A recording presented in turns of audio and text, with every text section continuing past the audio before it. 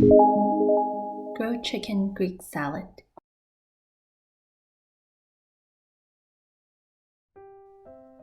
Let's make the salad dressing by mixing in the Greek yogurt, milk, minced garlic, lemon zest, and lemon juice.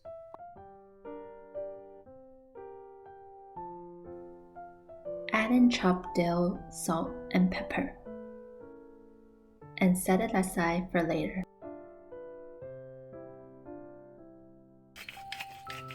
Now let's cook the chicken by seasoning it and cooking it on a grill pan or in the barbecue.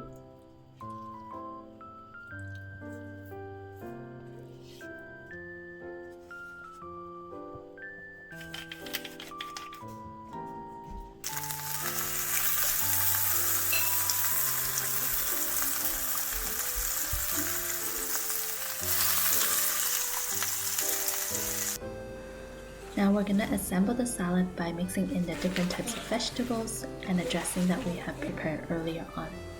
We're also going to top it with some feta cheese and the grilled chicken that we have prepared.